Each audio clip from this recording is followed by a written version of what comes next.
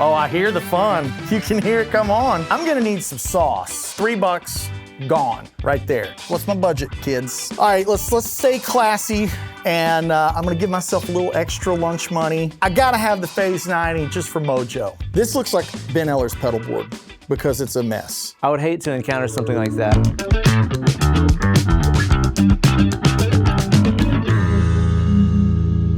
Hello music lovers, Andy Wood here at Sweetwater in lovely Indiana, and we're doing the Choose Your Doom game via pedals. They've given me pedals that cost $1, $2, $3, $4. Reach out to your sales engineer here at Sweetwater. They've got $4 pedals. Go ahead and reach out. They're gonna love that. Let them know that you'd like to buy a Strymon Mobius for $4. I'm sure that's gonna go over great. Now, Andy, knowing the price you see on the board for each pedal, you only have $11 to spend. $11, 11 whole dollars in the whole wide room. What can you make happen with $11? As a mercenary in the industry, I have multiple boards. Usually I don't like them when they get so big that it looks like if I have some kind of failure on the board, it's gonna be a nightmare to chase it down. The biggest pedal board I have is probably about like this, and most of it is actually just for 3 controllers.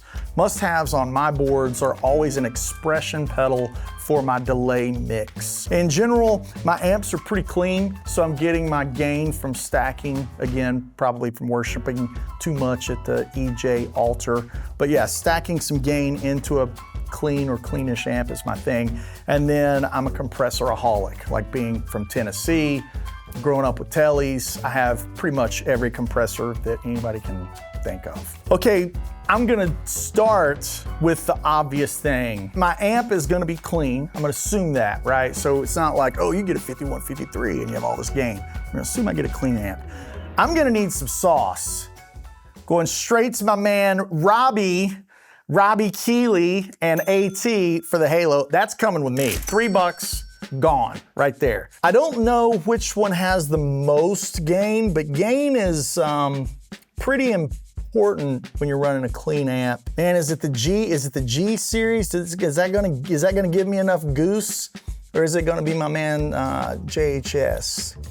Double barrel. Because I don't know what I'm dealing with, and I know those Revv boys, my Canadian brethren, they like a lot of gain. So I know that there's gonna be enough distortion to get the job done there. So that's it. Now what do I have left? What's my budget, kids? So $5 whole dollars. This is gonna be out because that's too expensive. I'm not gonna go that way.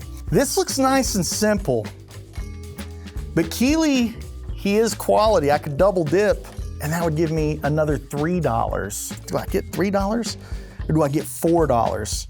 $4 I could get something goofy from up top, that's nice. Wild cards are, I guess, like gag effects, like gimmicky kind of things. All right, let's stay classy, and I'm gonna give myself a little extra lunch money. I'm gonna take $1 here at JHS. That's coming with me. Now I got $4 whole dollars left. This looks like this is gonna be fun. This might be my my gag effect, and the reason I say it is like I'm seeing the words cello and orchestra. So let's see what this does. I think this is cool. Now I have $1 whole dollar left. For $1 whole dollar, this is just gonna pay homage to the greatest rock and roll guitar player of all time. And for no other reason than that, long live King Edward. I gotta have the Phase 90 just for mojo. There it is. Even if I don't turn it on, you gotta have some Eddie in there somewhere. That's it, folks. There it is.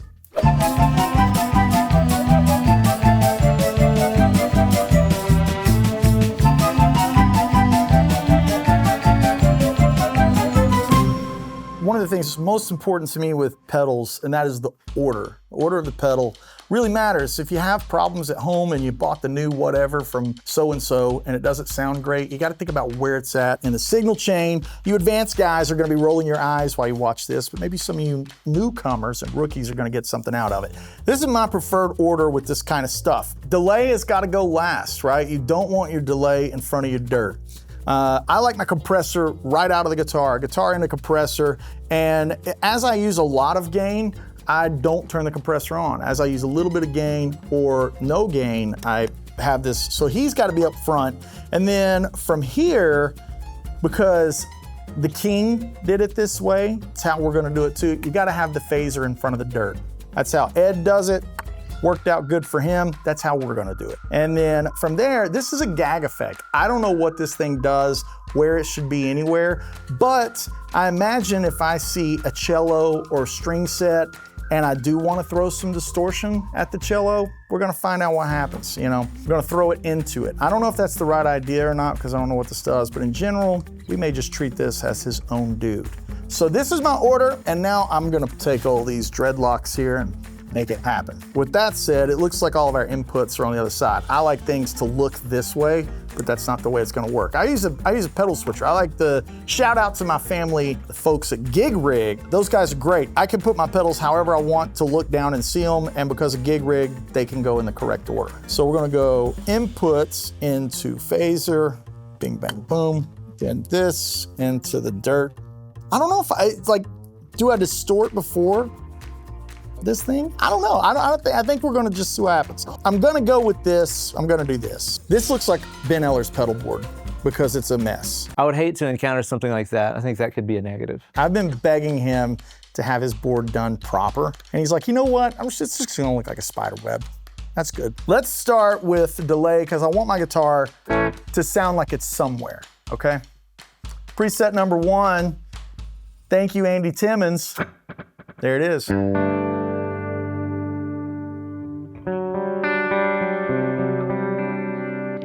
Yeah, that's nice. So if you want the really greatest delay preset ever, just buy the Halo and preset number 1. Now I typically use an expression pedal with that so I can control the mix on the fly. Next, we're gonna just dial in. We're gonna start with a cleanish kind of sound. See what this compressor's doing. Hit that thing, baby, yeah, it feels good. Already that's starting to feel like a pretty good tone. I could run this down a little bit, get a pretty decent. Get a little more comp.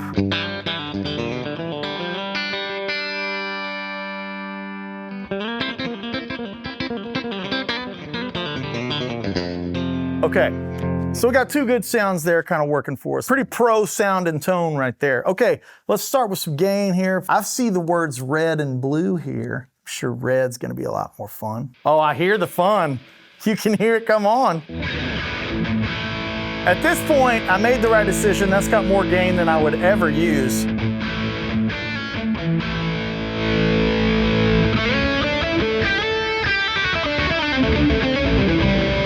A little dumpy in the low end. Let's try to shave some of that out.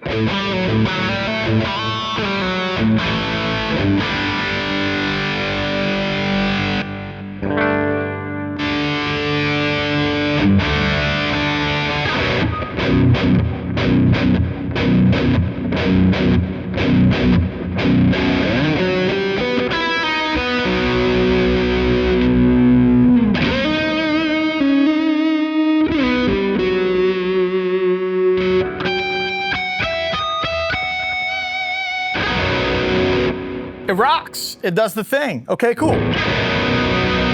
And now for this, right.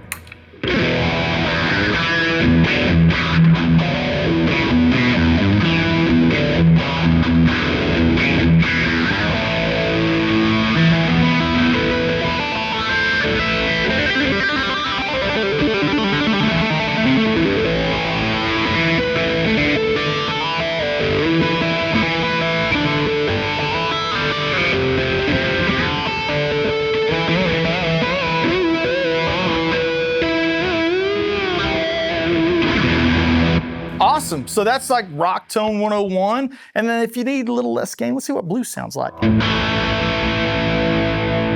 Let's try to dial in like a mild kind of sound here.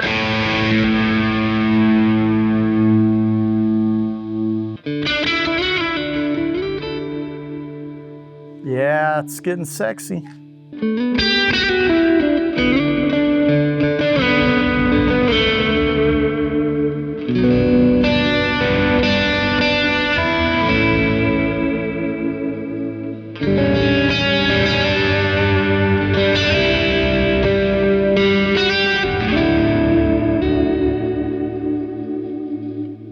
That's really cool. Okay, now for fun time.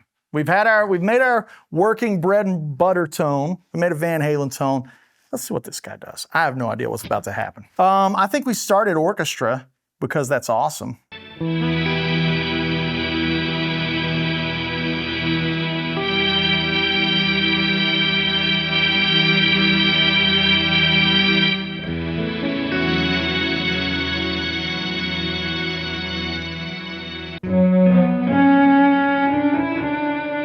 That's nice.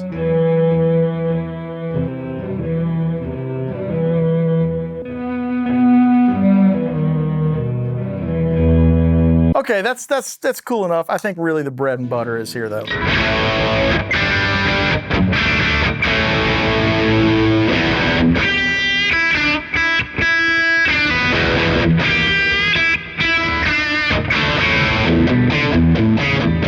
There you have it, that's my pedal board. This one, not so much, everybody else rules. Oh, I mean, I could gig with this. So I would say success.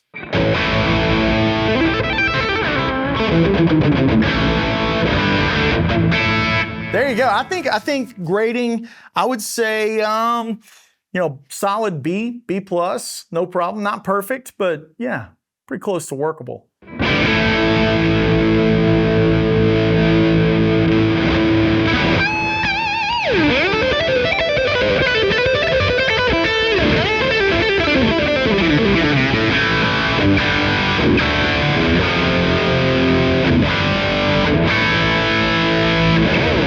But if you could choose your own pedal board, given what we're playing with, what would you choose? You could win these pedals too. If you want to find out how, click the link down below.